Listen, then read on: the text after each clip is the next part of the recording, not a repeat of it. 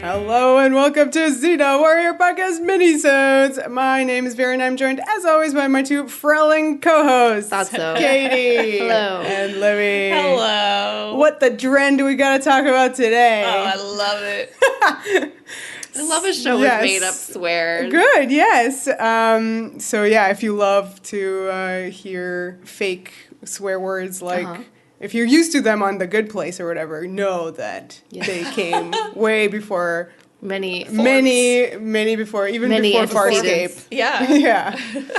So not everything is a shirt or a fork. It's a frell and I can't a believe you even here. know that. Or- Fork Yeah. and shirt balls. Yeah. Wow. Yeah, because I kind of get offended every time I hear it. Oh, because of Farscape or Battlestar both. Galactica? Or I anybody don't can know. do it. Wait, It's fun. Does BSG have one for, like, shit?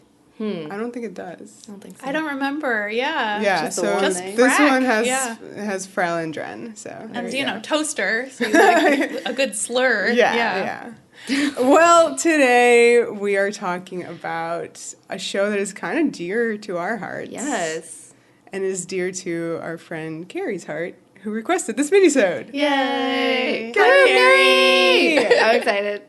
So what is what is her official request? Her official request, in her own words, is Farscape and all its greatness. So broad. You're here. Oh, wait. Yes? I did want to say off the top, wait. This is like a housekeeping note. Oh, okay. Just generally. And it might not come to fruition all the time, so maybe you could just ignore it too. But just in general, with the topics that we're doing, that we're going to try and go back and forth from like a Xena E1 and then a non-Xena E1, back and forth. Right, because we have like a whole spread of topics. Vera some looks of scared. Which are, yeah. Some of which are very Xena related, and some of which are about other shows or about other topics. So we want to kind of mix them up a bit. Yeah, that's all. That's all I wanted to say. Just a general awareness note of topics. Great. So expect a Xena topic next week, I guess. Yeah, or that will just fall apart completely and we do what we want. That's true. Always possible. Yeah. Well, today I am genuinely excited. I'm always genuinely excited, but specifically for Farscape because it was one of my huge shows from when I was a small and that I passed on to you guys, much like a Xena. But much you earlier did. than Xena. Much earlier. Why this Yes, one first much then? earlier. It was still going? Yeah, Peacekeeper yes, Wars. it was still going. It was on. Wow. Oh my god. Yeah, I think it was still on. It was the still air. going. Yeah, we experienced a lot of it kind of live. But that's not when I watched it at all. We watched it after it was over. I think simultaneously maybe to the Peacekeeper Wars, which was its concluding miniseries. Okay, yeah. So let's rewind and, Okay. and give Okay. our audience some info. What is a Farscape? What is a Farscape? A Farscape. Farscape was a show that ran from 1999 to 2003 on Sci-Fi Channel. It was, in fact, Sci-Fi's flagship show. It was their first original content program. Sci-Fi Fridays. Yes, and it was the kickoff to Sci-Fi Friday, which was like Farscape, then like Is that SG-1, and then some other Stargate Atlantis, I guess, and then Battlestar Galactica. Yeah. And we definitely participated in Farscape Friday. I would love if it had been called that. Yeah, Sci-Fi Friday. So this is some history for how it used to be. It's also interesting to think about, 1999 to 2003, so this is very concurrent with Xena. And if you've seen both shows, there's a lot of similarities in terms of the production. Yes, and some cast members. And even. also some shared cast members. Yeah. But Farscape was shot in Australia. Yes. It's a co-production, right? Yes. America. In the form of the Jim Henson Company. Yes. And you might have heard of the show in the context of it being a puppet show. Right, but like a good puppet show. Right. Although my opinion is crazy because I say there's too many puppets. Which is weird because maybe there's like one puppet per episode. It's There a is, pretty low and rate of puppet. Guess what? When you watch a normal show, ratio. there is 0 puppets per episode. So 1 per episode is like a lot. And occasionally there are 2 or 3. Oof, That's there's a lot of puppets. Well, there's the puppet cast member. So Right. 2 cast members. 2 puppet cast members. So there could be 3. And then usually there's like a puppet guest of the starring week. puppets. Yeah. Yes. No, we don't mean like Muppets. We mean puppets, like creepy 80s looking like things. They're great. They're amazing. I mean, they are. Yeah. Like, this was a very ambitious show when it Yes. premiered because, like, these are some high production value puppets. Rigel, who is the actual, like, main cast member who's a puppet, or one of them, is, like, very fully fleshed out character. He is, yeah. There was a great story that Ben Browder, the star of the show, was telling at One a of the. at a I'm just kidding. One I'm just of kidding. the- He's the beast. I'm kidding. The really. face of the show, I'm kidding. the only face. I'm kidding. He was telling at the most recent Dragon Con this really cute story about how, like, you know, he wasn't sure when he got involved in the show, like, whether all these ambitious production concerns were, like, going to work. And then one day his kids visited him, and they met Rigel and had, like, a conversation with Rigel, the puppet. And Ben Browder was like, well, all right. Like, this is clearly, we got this. Yeah. Wow.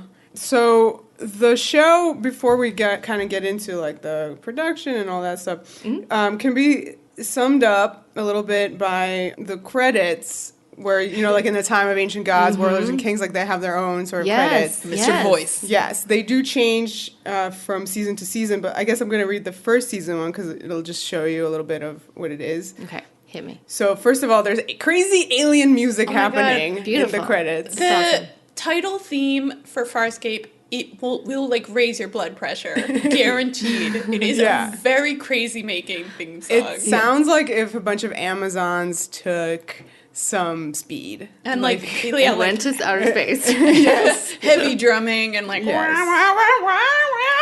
That's very, Yeah. very It sounds legit. yes, like that, but better. good. So here we go.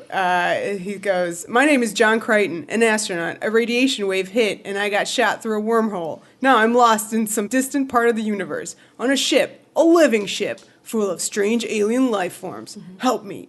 Listen, please. He's very desperate. Is there anybody out there who can hear me? I'm being hunted by an insane military commander, doing Eventually everything I haunted. can. I'm just looking for a way home." So that's like him in season 1. The ship progresses. Oh my god, yeah, that's what it sounds like while it's going. Okay, then in season 3 he goes, "My name is John Crichton, an astronaut. 3 years ago I got shot through a wormhole. I'm in a distant part of the universe, aboard this living ship of escaped prisoners, my friends. Oh, yeah, I see what happened in those 3 years. I've made enemies, powerful, dangerous. Now all I want is to find a way home, to warn Earth. Look upward and share the wonders I've seen," which is an incredibly beautiful thing. Yeah, It is. yeah, it is, and like paired with the wah wah wah wah, it's like you're just like I'm like it's like a kind of transcendent high. Yeah. just getting through the title. Yes. Yeah, so it's about this like astronaut from Earth who goes into a distant galaxy and he finds some alien friends. He looks kind of like the bad guys because the bad guys look human. Right, Ah. they're sort of like the evil empire from Star Wars, the Yes. bad guys. They're like these human, you know, anti-alien looking fascists. Yes, who, exactly. Like, go around Yeah. oppressing everybody. Yeah, and so he is brought aboard this spaceship, which is commandeered by all of the escaped prisoners from these bad guys, and he becomes their friend and family member. So there's a lot of prosthetics going on. There's a lot of alien-looking creatures and the puppets, as mentioned. I hear a tone in Vera's No voice. tone! Yeah, I don't It's like, get it. This is it's the like no things tone. that make basics shows Farscape. like Xena unique, like the martial arts and stuff, and you're over there like, there's the puppets. There's like a blue Yes, lady there's and a guy with puppets. tentacles coming out of his chin. Like, It's yes, beautiful. Vera. Well, he's the Klingon. It's Yeah. easy to kind of like I say think that. it stems from the same place. Yes. That you have that feeling for Xena, which in our effort here to pitch this show to everyone who may not have seen it, that is part of the element where you are trying to get someone to watch it and maybe they don't get it. Yeah, and it's easy to turn off because instead of seeing crazy kung fu, you see these crazy aliens and like a cacophony of sounds. Yeah, it's a very noisy show. Yeah, I was gonna say, it kind of reminds me like the speed of everything that happens. There's a lot of like running cameras, like tilted through, everybody runs through the hallways of the spaceship, et cetera, just crazy editing and everything like that. It kind of did remind me a little bit of... Don't say it. What? What? What? What were you going to say? What were you going to say? No, what are you going to say? Cleopatra 25. I knew you were going to say that. So it is a little bit like that. Again, but better. Currently on, too, right? Yeah. 99? Yeah. So I wonder if there was like an influence. Maybe. A weird influence. Yeah. I mean, yeah, similar kind of premise. Like one character taken out of their, normal setting and placed somewhere crazy. So speaking of influences, Farscape is influenced by, or can be diluted to, like, the Star Wars Cantina scene meets the Wizard of Oz. Ooh, okay, I like that. That's great. Yeah, and then Farscape itself was very influential to a lot of various programs and showrunners. Ben Browder gave an interview where he said he met a lot of showrunners, like he met Brian Fuller, who was like, I know who you are, you're from Farscape. I'm not surprised to hear Brian Fuller was into Farscape. Well, I mean, he wrote for Voyager, so like that's again, fine. Yeah, of course the sci-fi shows are looking Russell over each T. other's Davies, shoulders. who rebooted Doctor Who. That's early very Doctor interesting. Who. I definitely see a lot of similarities. Farscape in that. Yeah. And the big one was James Gunn, who loves Farscape and Guardians of the Galaxy is very much influenced by it. Yeah. To the point where Huge. Ben Browder does a cameo in it. So. Yeah, that's true. Right. Oh, yeah. I forgot about that. Farscape lives on. Yeah, It does. yeah. And I mean, it's according to Rockne S. O'Bannon, who created the show with Brian Henson, they're like constantly still plugging away at trying to get it to be a feature film. It recently got onto Amazon, which gave everybody hope that there would maybe be renewed interest. Yes, so if you would like to go watch it and you haven't, it's on Amazon Prime. Yeah. Or buy it. Oh, yeah. They have actually, if you do buy it, they came out with some fantastic special features for the DVDs. I don't know if is it on Blu-ray? I'm not sure. Is it? But the point is I think that, it isn't. I remember that was a point of concern among the fan base that it hadn't been well, released. back in the day when we were watching it, we were using like really old DVDs, and then they came out with these cool new box sets, which of course we bought, that had all this additional content, including extremely fantastic commentaries. Oh, yes. With Ben Browder and Claudia Black, who are the Lucy and Renee of this show. Yes, guys. So, like, it's the same vibe. They have incredible chemistry. They are such funny people. And here we can talk quickly about how similar the productions were for both these shows, Xena and Farscape. Yes. In the sense that Farscape was filmed in Australia, as we mentioned, very far away from California. It is on Blu-ray. Oh, it is. Excellent. Okay. Wow. There you go. Buy it on Blu-ray. Go buy. Sorry, that made me excited for things. Anyway, go ahead. Yeah, so I'm just talking about how the similarities in production as far as creative freedom, which is such a huge thing in my opinion. I support any movie, show, or whatever, play, anything that you do that allows for collaboration, allows for people to have ideas. You can hear out anyone. As long as they don't want kung fu or puppets or people in prosthetics, according to Vera. No, that's not the... there was a lot of, like, freedom like that where the guys who from the engineering shop create a puppet and they show it to like Rockne and he's like, whoa, this is so cool, we're gonna base an episode on this crazy exactly puppet. Yeah. Which is like not my favorite concept of that, but it is a really good example of creative freedom. I prefer the things where a scene is not working out, so Claudia Black's like, you know what, let's try this. And she does an iconic thing like flipping a coin in the air. Mm-hmm. And that's like a huge part of an episode. That's right. And not only that, but then influences every episode moving forward. So the way that the cast had real ownership of the show because they would have these like huge game-changing ideas that would get used and then were just imprinted on the show forever. Mm-hmm. Ben Browder, the star of the show, who plays John Crichton, he came up with like most of the ad-libs, that the crazy pop culture references that Crichton says all the time, which is funny to us. The southern accent that just comes in and out depending on how funny he wants to be. Yeah, well, I think he's like a prime example of a corn-fed American boy. He's perfect for Yes. the reception of the character. We should talk a little bit about Yes. some of the individual characters. Because, I find Crichton to be, like, one of the greatest examples of, like, a, white man main character who's, like, really good. Really good. Yes, really, really good. It really, like, funny subversion Yes. of all the tropes you kind of expect to Yes. see in that, heroic dude in space. He's an Yeah. astronaut. But in Crichton's case, he's an astronaut. He is an astronaut. Do you want to explain that a little bit? Well, I mean, this was something that when I first watched the show, found so, like, resonant, which is, I mean, you've heard a little bit about this fish out of water premise. He loses everything he knows. He's in space, surrounded by these aliens. It's, like, a lot to take in. He's lonely, he's confused, he's upset.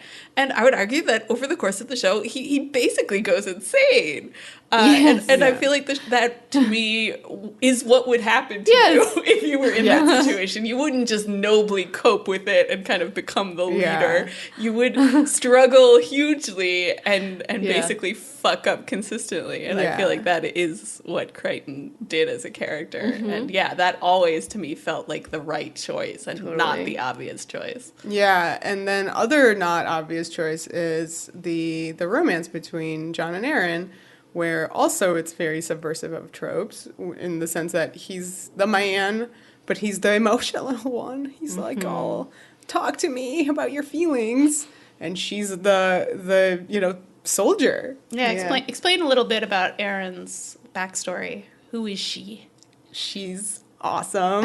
She's Claudia Black. You can watch her On Lifeblood. Yeah. I was going to say in Pitch Black. Also in Pitch Black. Claudia Black in Pitch Black. She's also on Hercules. She is, yes. You guys all know her from Lifeblood, which, if you recall in our commentary on the episode, we mentioned that was literally like the first episode of Xena you guys watched. Yes, it was. I don't remember if that's true of me. Is True it? of me. Maybe it's not you. Maybe I showed you. I saw the Hercules episodes of Xena. First. And also, did I show Callisto.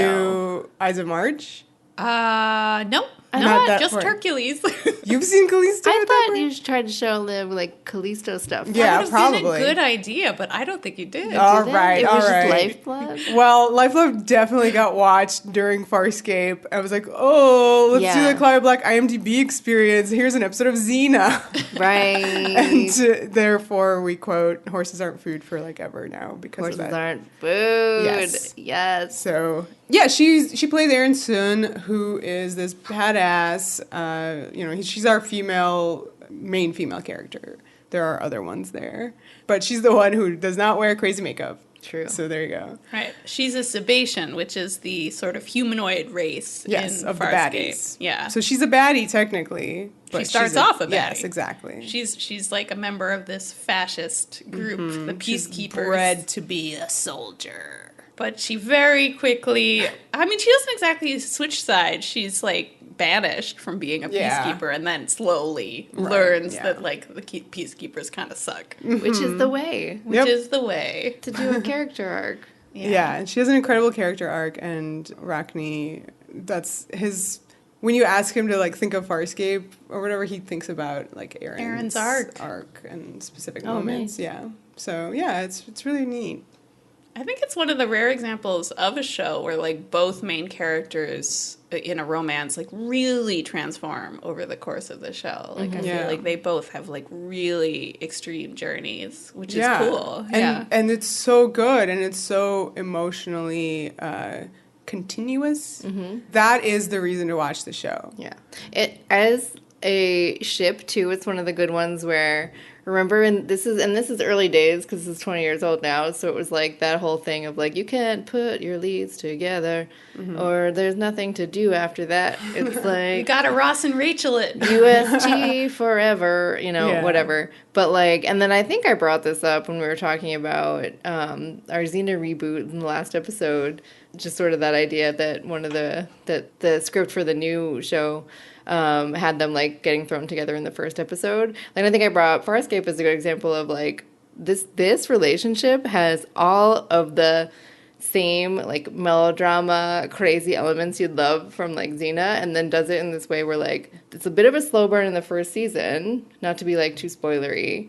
It's not as early as I thought, a little bit later in the first season, but then they are ostensibly a couple for the remainder of the show, but the show does so much great conflict between them. Incredible conflict. So if you love melodrama and you love romance and you love, seeing TV CPR and people dying over and over again. Dying. I think their death count gives Xena a run for its money. Run for the money. For sure. But in weird ways. Not just like Xena. We'll do spoilers at the end. If you haven't seen it. We'll get into a more complete conversation about some of our favorite plots in Farscape. But for those of you, and we really feel like this is a show that not everybody is aware of or has seen, so this is a recruiter episode of our podcast. We really want to make a case for the show.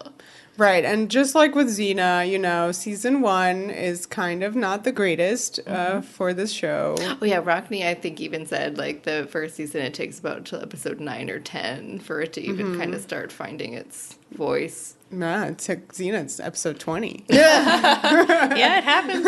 You gotta be patient, or skip to the good stuff and then go back later. I guess so. Yeah, there's some real, there's some good ones that set up stuff here and there, and then there's like real bad ones immediately. I mean, the thing with the show, and this is very similar in many ways to Xena, is that Farscape took all these risks with genre. Like it was willing to do just about any kind of tone in an episode, farce, like ridiculous gross out comedy, but then also like serious arty melodrama, and just everything in between. Yeah, I feel like whoever's doing the recap podcast for Farscape that is the equivalent of Xena Warrior podcast is over there, like, trying to make the same exact case with a bunch of the same exact points that we were making about, like, a very similar time period in TV. Because you can turn it on, and you can see a crazy thing, and you could be like, no. Yeah. I've tried. I think we've all tried to recruit people to Farscape and failed. Yeah. I've tried like with multiple different entry points and they've all failed. It's much, I would consider it. And if you, listener, have ever tried to get someone to watch Xena, which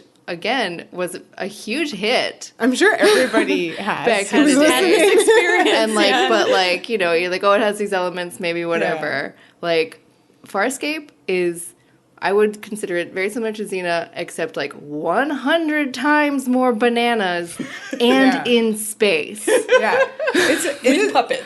With puppets. Which are beautiful puppets. They're beautiful puppets. I like, it's literally the Henson Company, like, trying to be like, look at what we can do on TV. I think they, like, their initial pitch was like, we want to do Star Wars every week, which is very lofty goal. Yeah. And they are responsible for, like, the best puppetry.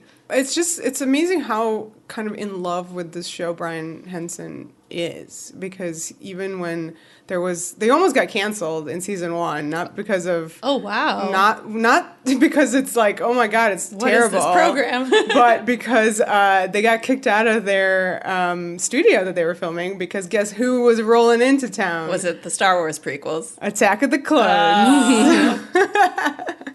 So thankfully they found another studio though. But even the idea, even after the show was actually canceled for ratings purposes, they refused. But it wasn't even. They refused to like break down the sets or whatever, because Brian was like, "Oh, we will somehow find a way," and thankfully they did. Mm-hmm. It wasn't canceled for ratings. What was it canceled for? So I feel like it had something to do, I'm not sure if it was to do with, like, the Henson Company or something or other, but, like, something in that regard got sold to a, like, big German conglomerate company that was, like... They were like, 9! They... basically, that, like, yeah, they were, like, having money problems all across town, like, all across Europe and all this stuff. So they were, like, this parent company that bought another company, and Sci-Fi Channel had renewed it for seasons 4 and 5.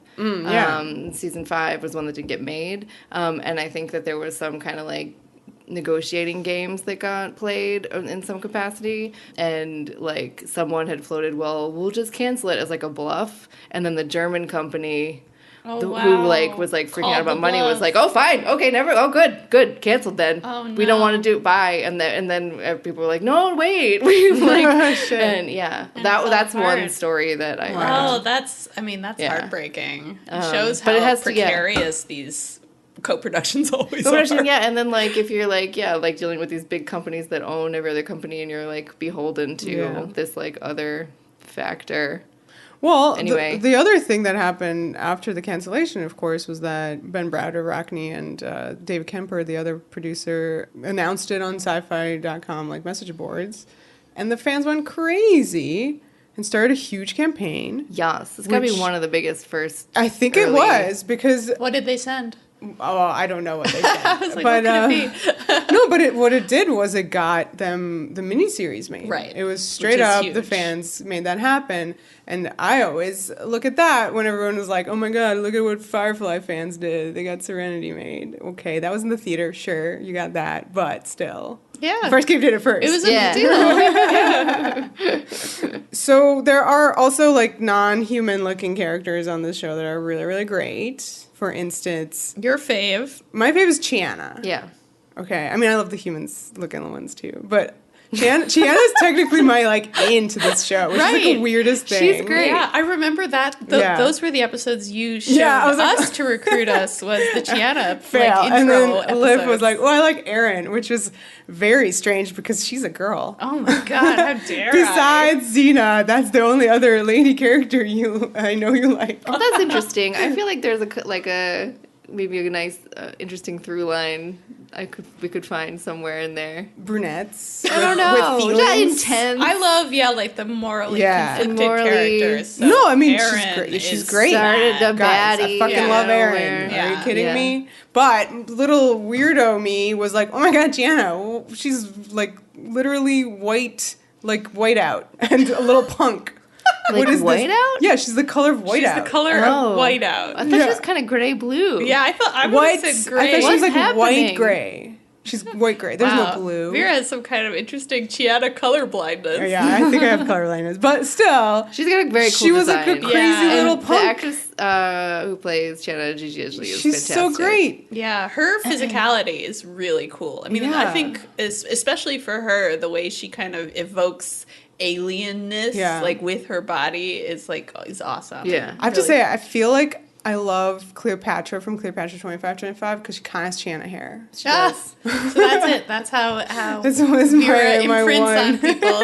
You need like the short little punky hairdo. Yeah. Oh, now that I'm thinking about it, Gigi Edgley and her physicality reminds me a little bit of Hudson Like. Specifically, like when she's like in Tartarus, like doing crazy Kind of Gollum-y. Gollum-y, like yoga Yes. bodies. Yoga Gollum Indeed. is the thing.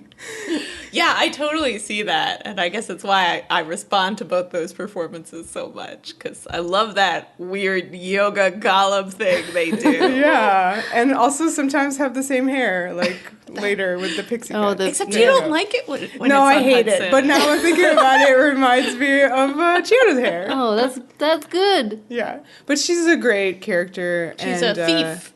She is, yeah. So my memory of Farscape is that I was flipping the channels or something, and I caught the second part of a two-parter or a three-parter even from season 4 on TV somehow, or maybe season 3. I don't know. And I was like, "What is this? I'm interested. Let me go scour my local Blockbuster and Hollywood Video where I worked." Me too. But they didn't carry it, but Blockbuster across the street Oh, did. I see. So they were coming out with these random like box set like tapes. The X-Files did that too. They chose select episodes that made right. no some sense. Some good ones. And they just threw them on there. So I was thankfully able to rent that. And I was like, whoa, this is crazy. And so I got into Farscape in the most bizarre way. That's fun. I like that. You guys did not enjoy the Chana episodes I showed guess you. not. Is it like? But somehow you guys watched it. Yeah, we did. We went with it because you really loved it and you were excited for the show coming back. And this was like in the first year of our friendship, I think, when The show coming back for the Peacekeeper Wars. But that was I remember way very That was intensely 2003. watching it senior year of college. Yeah, that's when we Yeah. did that. Oh, okay. This is TMI for our listeners, guys. Don't you? Right. Yes, remember the Yes. year we were all in senior year of college. Say the specific. Don't date us.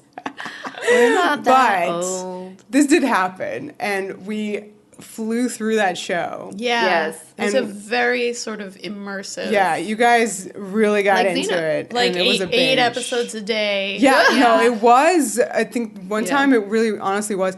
And I remember specifically when we were finished, this was before the Peacekeeper Wars came out, I went to my internship and I felt fucking depressed. I was like, there's no Farscape when I get home. There's no Farscape. No, What do I do? that's upsetting. Yeah, that's a very particular kind of Yeah. like despondent feeling. No more of my show. I know. I have a very vivid memory of a very particular episode from season 1, which I'm sure we'll talk more in the spoilery part of this minisode.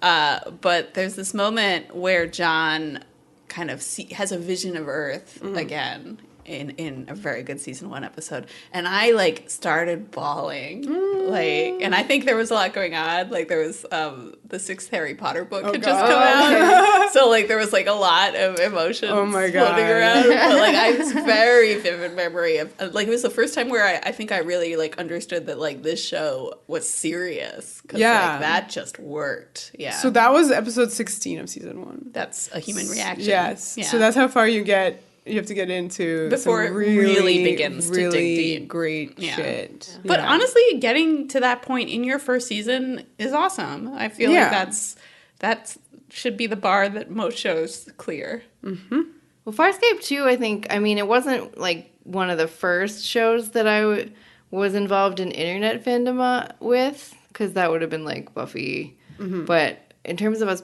being in fanish activities, I feel like I remember like very, very vividly being very engaged in message boards for this show in a way that I wasn't for anything else. The Terra Firma message board, number one. Still friends with people from there. Yeah. And then this was also the show that, well, maybe it didn't get you per se into vidding, but it is your first I mean, in a way it did. was for Farscape. Yeah. So, like, in college, I feel like I told this story before, but we discovered, I discovered the Buffy fanvid archive, which changed blew my mind, because it's like, what is this? This is a vid. It's to a show that I love, to a song. Like, what is this? This is amazing. And then hours go by, and that's how you don't study for things. Right. But then... Yeah, Farscape was responsible for a lot of, like, distracting time. Oh, yeah. In college, college, for sure. For sure. I don't remember, yeah. Yeah, and I then... remember Farscape more than a lot of my classes. But after kind of like being a fan of these fan vids for Buffy, I was like, oh my god, maybe I want to try to make one of these. And because we were so into Farscape, that's what I did. Like my first fan vid was created on Windows Movie Maker. Oh my god! And it was to Farscape. Yeah. So that's Very how I nice. got into vidding. Yeah. Yep. Posted it on the Terra Firma. Yeah, message and boards. the early memories of like going Dragon Con was 2005, and I had kind of gone there because of Firefly initially, but the Farscape presence there was always huge at that time. There was like fan tables and like really fun stuff they were giving out. Like just very, very active and very fun. We had a very awkward encounter with Cate Black one time. Oh, Oh yeah. god, that's right. At Dragon Con. But it was fine. It was fun. She was beautiful. And it doesn't matter. And she weirdly guessed that we were all film students, and I don't know why. Because we picked one of her photos that was... We were in Black the and audience. white. and white. We picked her like black and white, like headshot instead of a photo from Farscape. Yeah. And she was like, "Are you film student?" We were like, "Yes," But also, it was why? We felt weird. seen. I think it was just one of the. I don't know. It's just I don't do that kind of stuff anymore, Yeah. and that's kind of why. Not that one particular encounter, but it's just like. Yeah. I don't know. She signed her thing real fast, and her agent was like, "Move along." Monetary kids." exchange for Yeah. a weird encounter. Yeah. It's not my thing. It's But she's very, very lovely, and I'm sure it has been very, very lovely to everyone Yeah. else. And she was very fun on panels. right. In which she Yes. said that she was there because she needed to renovate her bathroom. Yep. Yes. I loved her transparency Yeah. about it all. So good. So good. Yeah, I wouldn't even say that it probably was not even awkward. We were probably just scared. We felt awkward. I think we Yeah. were just Yeah. more nervous and scared. It's not awkward than unless you anything. make it awkward, and we made it awkward. It was not her fault. I would like to just say for the record. But yeah, I'm done meeting. I'm done meeting people. But yeah, it's very, very special fanish place for us with this show. Yeah, random other factoids, right? So we mentioned that there's some exchange of actors between Xena and Farscape. Aside from Cate Black, you mean? Right. There's one particular one, Yes. Yes. Prominent. Very prominent. quite prominent, and yes, David Franklin. David Franklin, Renee's love. love. Yeah, I was just gonna say, I love we all think of him that way. He plays Braca. Yeah. Not to be confused with Brutus. But he's basically playing Brutus. Yeah, But- sure. He's yeah. the number two of yeah. kind of the head bad guy, at least Yeah. for a while. Yep. Funny. It's a very similar character. So I from like my remembrances of like actors, like you're this guy from this or whatever. I felt that the Farscape actors showed up a little bit more on like things like Legend of the Seeker, and definitely a lot of various Mad Maxes, Oh, yes. like multiple Mad Maxes, like Virginia Hay, who plays Zan on Farscape. She was in Road Warrior. And then the guy who plays Immortan Joe, who's in like the original one, Mad Max, and then like also obviously Fury Road. He was in an episode of Farscape. Oh, cool. And then like the greatest one is a character from Farscape, and like what is she? The fourth season. Yeah. She plays the Keeper of the Seeds in Mad Max Fury Road. She's great, that lady. She's fantastic, and the makeup artist who did all these amazing aliens Yeah. and Dargo's makeup on the show. He won the Oscar for Mad Fury Max. Road. Yeah. And the frenetic editing of Mad Max Fury Road, I feel like can be seen in some Farscape, even though Farscape. it's not like. Yeah, But the it's influence, absolutely. Such a good show. Does it feel a little more Australian to you than New Zealand? It does. And I think that's the the explanation difference, yeah. of why we don't have much crossover. With the Xena. Yes. Yeah. Two different islands. So I guess before we wrap up and go into our spoiler corner, I did want to pimp another thing where I just talked a little bit about Rockne O'Bannon, who is fantastic, and he's Worked on tons of shows. Sorry, I didn't mean to cut you no, off like I mean, that, but I just that's got kind of where I'm excited. trying to go with that. Was that like, we know him from a lot of sci-fi shows. I mean, he started on Twilight Zone. He went on to do Sequest, various other things. Sequest. V, which we watched. Yeah. Revolution. The V reboot. Yeah, Revolution. Both with Elizabeth. Yeah, he Mitchell, was on right? V. I didn't know that. Yeah. But Revolution. I think that makes sense a You came little in bit. later, I think. That sounds right. And the big one that I really also want to pimp to you guys is Defiance. Oh, yes. Which he worked with Michael Taylor and Kevin Murphy, and those are the guys from Battlestar Galactica. So if you want a show that is Farscape meets Battlestar Galactica, this is Defiance. A little bit of Fireflies bringing it. Okay, a tiny bit. But it is incredible world building. Just so much work done behind the scenes, like huge, like literal, like Yeah. level, like Yeah. book level world building. It was awesome. That exists. And it's really in the interesting. show. Like, I think the social commentary of Yeah, Defiance just is fantastic. really elevates it. Oh my Yeah. god, beautiful alien work on everyone. Oh my god, it's so good. Also on Amazon Prime if you want to check it out. Canceled way too soon. but so good. 3 seasons? Jamie Murray, guys, is in it, and she's fantastic. 3 seasons it had? That sounds right. Okay. Go with that. 2? Yeah. It was more than 2. I think it was 3. Yeah. think it was I think 3's Yeah. a good guess. Yeah. And How many times did we see them at Dragon Con? so good. So good. Okay, so wrap up. This is why you should watch Farscape and how it is similar to Xena. It is a space opera. It is genuinely if you look under like the dictionary definition of space opera, there should be like a picture of Farscape, would you say? Yes. Yeah. It is the most operatic of the space operas. Including how their opening credits sound crazy. Space opera-y. Yeah. If you love big, sweeping, epic romance, watch Farscape. Mm-hmm. It's not just the one ship either. There's more. Yeah, stuff. there's multiple ships. There's more things. If you love, and we know you do, fanfic tropes in your television, watch Farscape. What else? If you love Crazy tone shifts. ambitious TV, Crazy ambitious. watch Farscape. Yeah, Ooh. If you love pretty people that's fair. being awesome on screen, watch Farscape. If you love all of your extras and goons to have Australian or Kiwi accents, watch Farscape. If you love mixing your humor with your drama, Yes. watch Farscape. Yeah, if you love to have like, high highs of comedy followed smack dab inappropriately by lows of drama. Hey. Like an episode where a character is dead and then like the next episode is a cartoon. Watch A Farscape. literal cartoon. Yep. Like Literally 2D a cartoon. animation. Yep.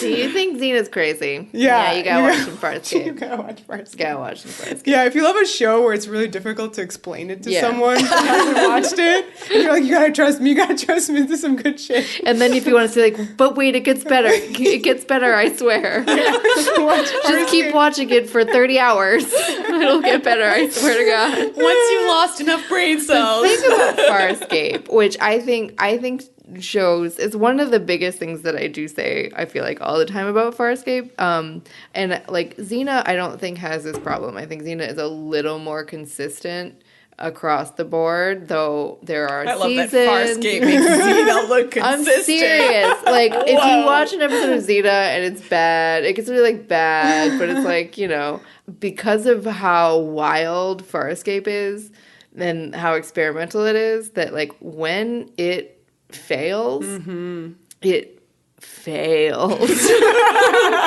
You're like, oh.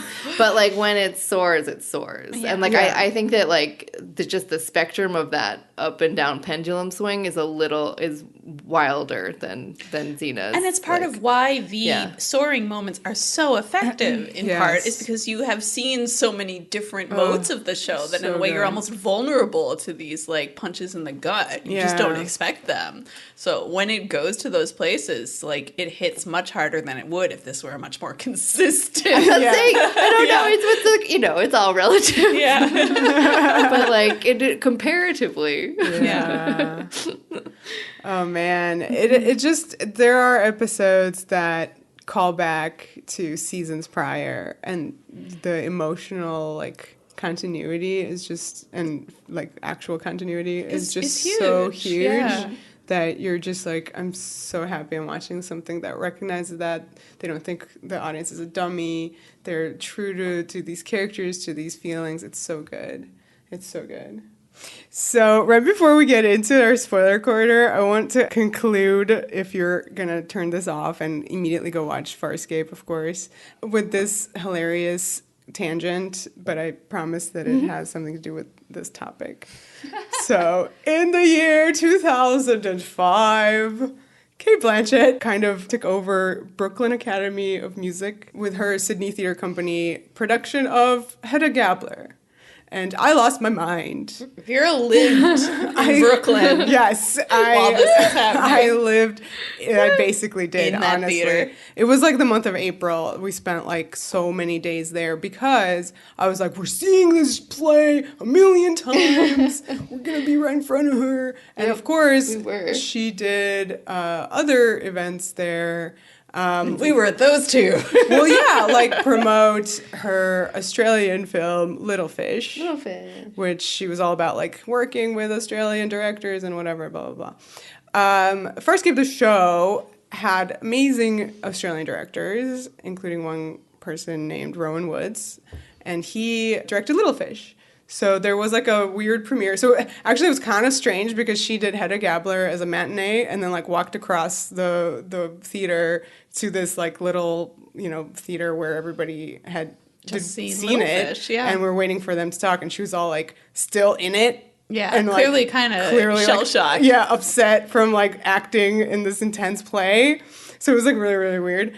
But of course, I'm freaking out because, oh my God, this guy directed my favorite episodes of Farscape. Yes. And he directed this movie with Cate Blanchett. And I saw a little bit of Dargo in the movie, and like, let me raise my hand and talk to Cate Blanchett about Farscape. Guys, I fucking chose to do that. I love that you chose to do that. It was like retroactively, it's like super embarrassing. Well, this is a pattern with you because you wanted to talk to Lucy about Stevie Nicks. You like the people you love to talk about another subject that you also love. Yes. This is kind of true. Like. Yeah. It's very embarrassing. But Same thing with Tori Amos. Yeah, that's true. You had Tori Amos talk about Cate Blanchett. So I did. Oh, shit. Oh, my God. I'm, like, burning with embarrassment right now. But, I forget what she actually said. It was very smart. Yeah. I feel like you were just talking about him being, like, from television, and does that affect anything in feature films? And you saw that there was a little Farscape clippy-doo in the movie. And she was very courteous about it. Astute, though. I just wasn't expecting someone in the audience for this little movie to be like, I'm familiar with this director and would like to ask about him. Yeah. I don't know. So anyway, that's my little story. She sent a nice thing back, I think. I don't remember what it definitely was. Did.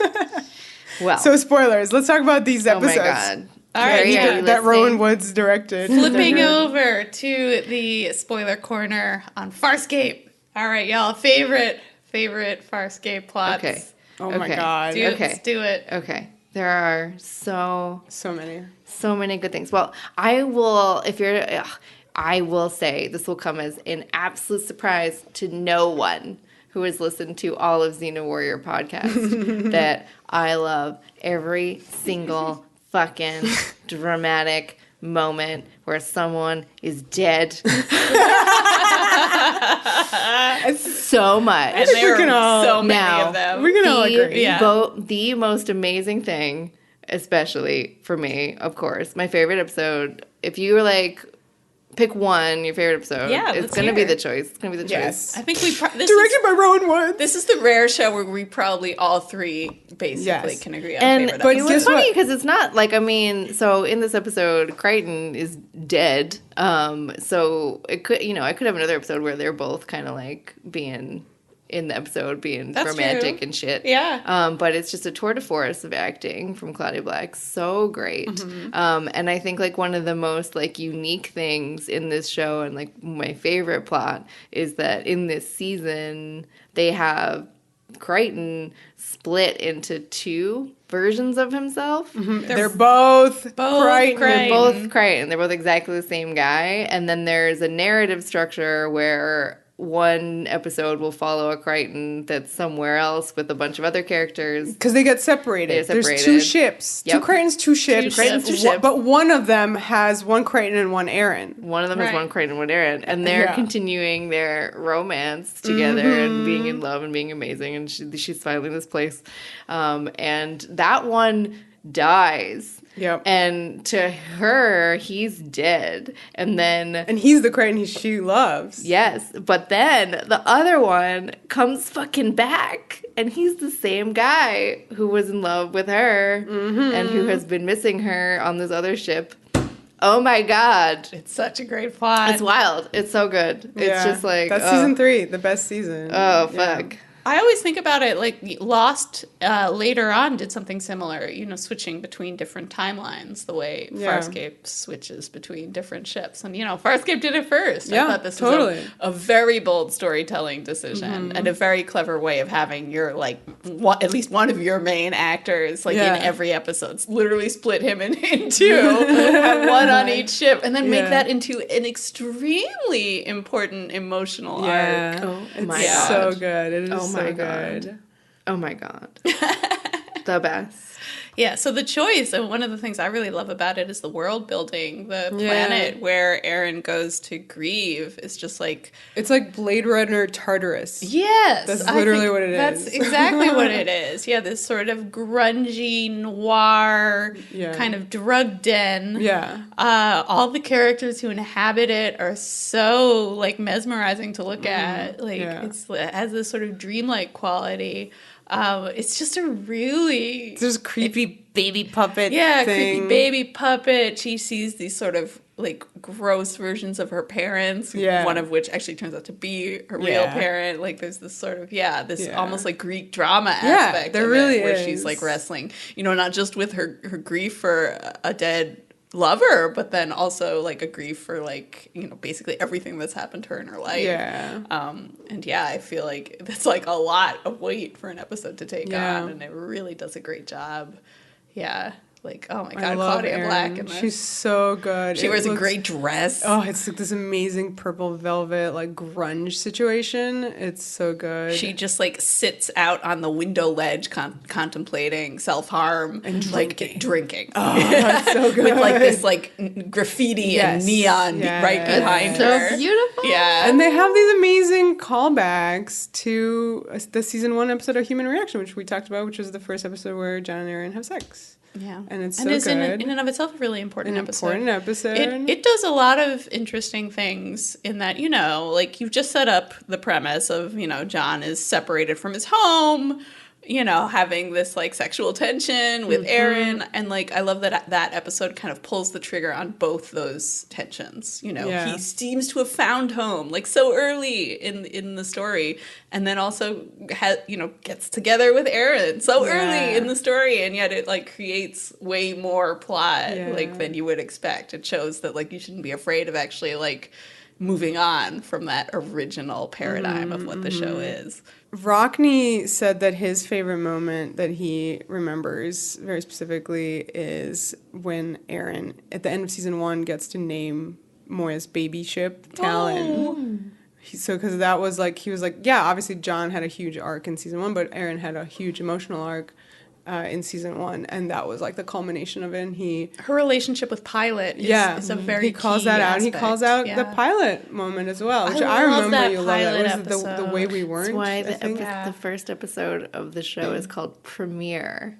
Oh, because Pilot. You can't call it Pilot. Oh, that's amazing. My God. That's amazing. That's so cool. Yeah, Pilot is one of those characters who at first just seems, sort of in the same way you have, like, ship, the ship has a voice and, Andromeda. Like, it's like common to have this sort of personified ships. And, like, Moya is a character in Farscape. And then Pilot, who is at first just sort of seems like a helpful, sweet presence, actually has a very complicated emotional life, and it turns out that Pilot's backstory is, like, really legit, and you realize that Pilot is as much of a sort of on the run convict type as the others. I remember you crying in that episode though. He has this really beautiful speech about it turns out Pilot stole the ship to see the stars, and so when he describes that, how much he needed that. It's really gorgeous. So good. Yeah, and he and Aaron have a lot of interesting drama because Aaron, like, killed...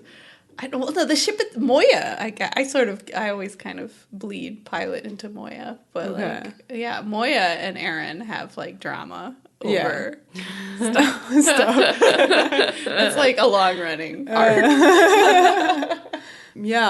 So then there's, like, season 4 has some crazy plots that I love because it gets into, like, introduces more bad guys. It's kind of like when Star Trek introduced the Borg, you know, you're suddenly like, holy shit, there's like, you know, worse bad guys than like the Romulans, etc. Though, I mean, Farscape did a really good job. I can't really speak to Star Trek because I haven't seen it. But, like, I really appreciated that with the Scarens in Farscape, you'd heard about them mostly the whole time. Like, that's the enemy of the Peacekeepers. Yeah. So, like, to finally bring them in as this villain felt very well really set up. good. Yeah. Yeah.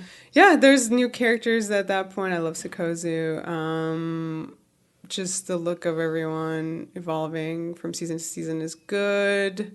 Oh yeah, well that's Everybody does get hotter. And it is really fun. And more leather. Yeah. Every season it's like more leather, more leather, more leather.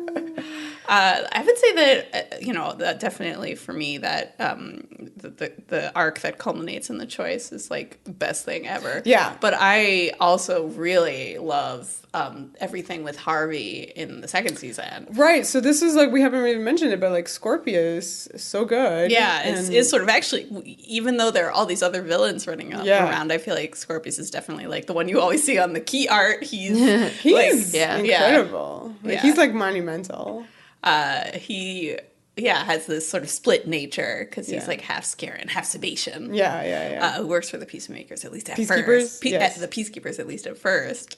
And this whole plot where he puts a chip in Crichton's brain, which then manifests as this completely other character named that Crichton names Harvey, who at first is like a threatening figure because it's this sort of like intrusive presence in his mind, but eventually it just kind of becomes his friend. I know, it's so good. And everything between them is really interesting, and how that then affects Crichton's relationship with the actual Scorpius. And I thought the whole climax of that storyline in season 2 with Crichton almost becoming another version of Scorpius and killing Aaron was like extremely, extremely fun. I am here to enjoy this was that literally scene. the worst possible thing that could have happened to those characters. And it happens in season 2, so early. So good. Yeah. That was because I was the season 2, so it's a cliffhanger. That's what ended with Aaron being dead. Dead. Yeah. Whoa. And John being responsible for it, like directly, Yeah, he did it. He Really. literally did it. Whoa. And they're the OTP, guys. This is so good. Yeah. This is some Xena Gab shit, for It sure. is In space. In space. Xena Gab's in space. And going back to what you were saying about the creative freedom, like I was amazed to hear that Ben Browder basically came up with Harvey himself. Yeah. Like that entire plot line started with Ben Browder being like, I want to talk to Scorpius in my head, so I'm just going to do that in one episode. And then that became a thing that the writers clearly embraced. No, they were so open to that. Rockney speaks so highly of Ben as one of the most creative forces like on the show, and then he like wrote episodes. It's kind of like the David Duchovny thing, where David Duchovny also kind of like did stuff, even though he was like a butt about it all. Right. Which is maybe a difference between him and Ben Browder, which I feel like there was no real vanity about. Yes, exactly. Crichton. Yeah, because he was like all in. He was willing on to do anything. Yeah. Yeah, I mean, it was like his huge show. Like, he was like all in. It's so good. And it really shows. And if you listen to all the commentaries on the special features, they really talk about how much they came up with and what they did. And the collaboration makes me horny. It's so good.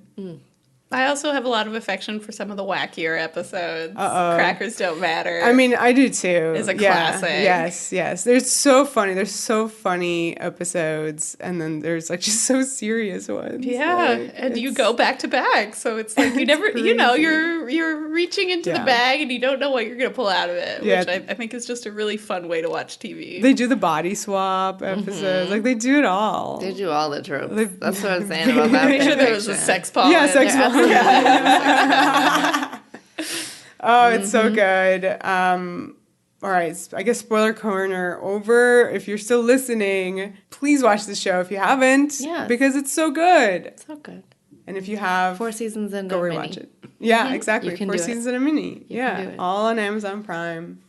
You can get like a free month of Prime or something. Yeah, Watch you it can all. watch the whole thing in a Bam. month. And then get out of there before they auto-renew you. Yeah, do it. All right. I guess that wraps it up for Farscape. Thank you, Carrie. Woo, Thank woo. you so much for supporting us. We love you. And you can follow us on all the stuff and things then. XenaWarriorPodcast.com is the website. That has all the links to all the things. We're on Apple Podcasts where you can subscribe, rate, leave reviews. We are on Twitter at XenaWarriorPod, Facebook, Instagram, Tumblr, Xena Warrior Podcast, and Patreon, of course, where you can listen to the Lucy Lawless ongoing IMDb experience. And that's all. The power! The passion. The podcast!